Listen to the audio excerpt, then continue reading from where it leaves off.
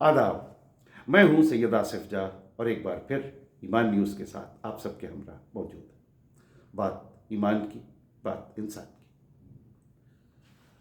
आज 6 मई 2026 को दुनिया के तारीखी और सियासी पन्नों में एक बड़ी तब्दीली का गवाह बनकर आज की तारीख उभर रही है।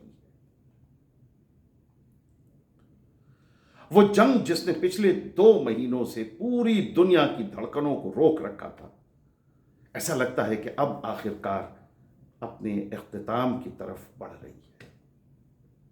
व्हाइट हाउस की जानिब से आने वाले बयानात से ऐसा लग रहा है कि प्रेसिडेंट डोनाल्ड ट्रंप ने ऑपरेशन एपिक फ्यूरी को रोकने का फैसला कर लिया है।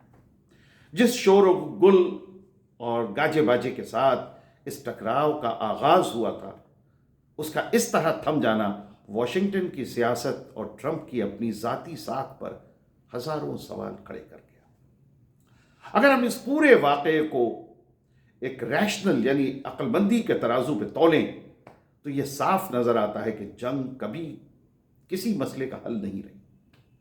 2 महीने पहले जब ट्रंप एडमिनिस्ट्रेशन ने इस गैर कानूनी जंग की बुनियाद रखी तो उनके इरादे बहुत बुलंद थे। उनके 3 एम बहुत क्लियर थे। ईरान के न्यूक्लियर प्रोग्राम को पूरी तरह से ख़त्म कर देना, नेस्त नाबूद कर देना, ईरान की मिसाइलों के जदीद ज़ख़ीरे को ज़ब्त कर लेना और सबसे बढ़कर वहाँ रिजीम चेंज यानी हुकूमत की तब्दीली कर देना। लेकिन आज 2 महीने बाद और हुकूमत की तब्दीली के साथ साथ ये भी कि वहाँ अपना एक पिट्ठू शाह के तौर पर बिठा देना, वो जोकर जिसके मीम्स बन रहे हैं और जिसका दुनिया मजाक उड़ा रही है। अमेरिका ये चाहता था कि उसे ईरानियों के सर पर एज रूलर थोप दिया जाए ताकि ईरान के फैसले व्हाइट हाउस में हो, ईरान की मजलिस में नहीं। बहरहाल आज 2 महीने बाद हकीकत यह है कि इनमें से एक भी मकसद हासिल नहीं हो सका। और हासिल क्या हुआ?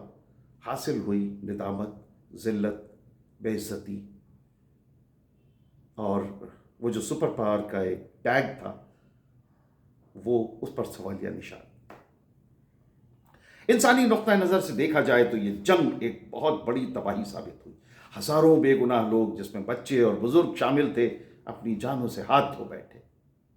हजारों खानदान बेघर हुए। मिडिल ईस्ट की फजाओं में बारूद की महक ने लोगों का जीना मुहाल कर दिया।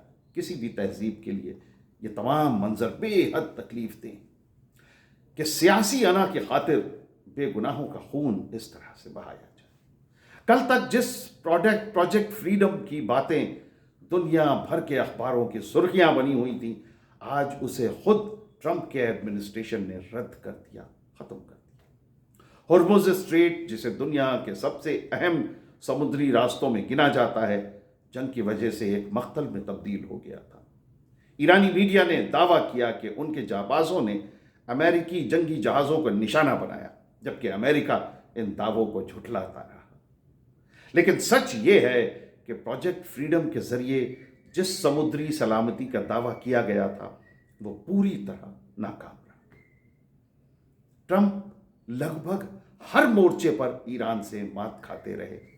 ट्रंप और अमेरिका हर मोर्चे पर ईरान से हारता रहा और ईरान हर मोर्चे पर तमाम मुश्किलात के, तमाम प्रॉब्लम्स के बावजूद जीतता रहा।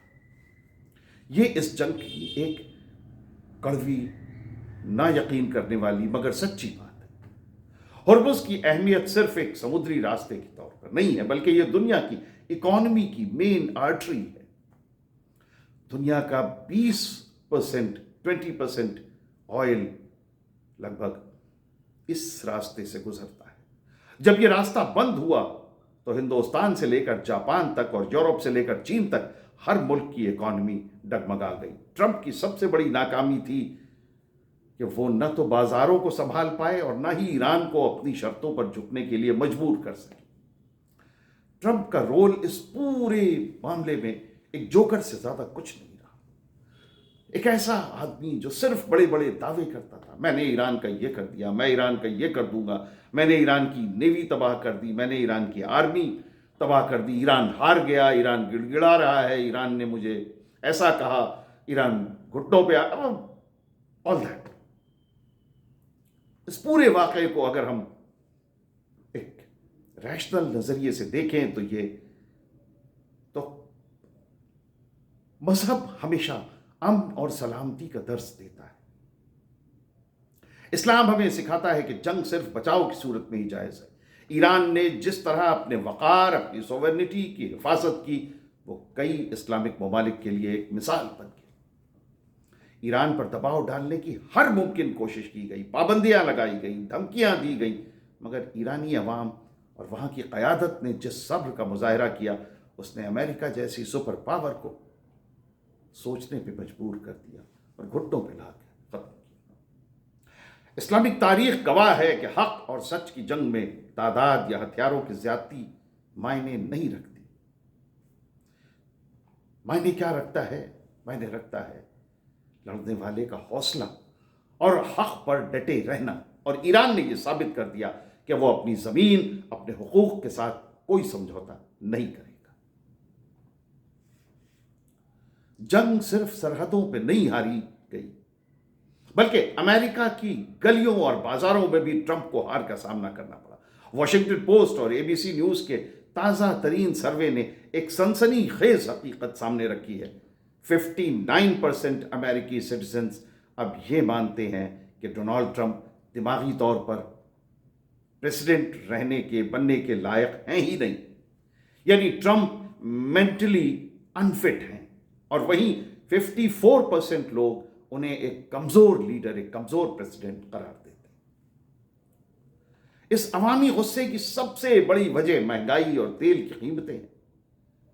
امریکہ کا عام شہری اب تنگ آ چکا ہے. وہ سوال کر رہا ہے کہ جب ہمارے اپنے ملک میں سڑکیں ٹوٹی ہیں، اسپتال کم پڑ رہے ہیں، نوجوانوں کو روزگار نہیں مل رہا ہے، تو ہم دوسرے ملکوں میں اربوں ڈالر کے بم کیوں گرا رہے ہیں؟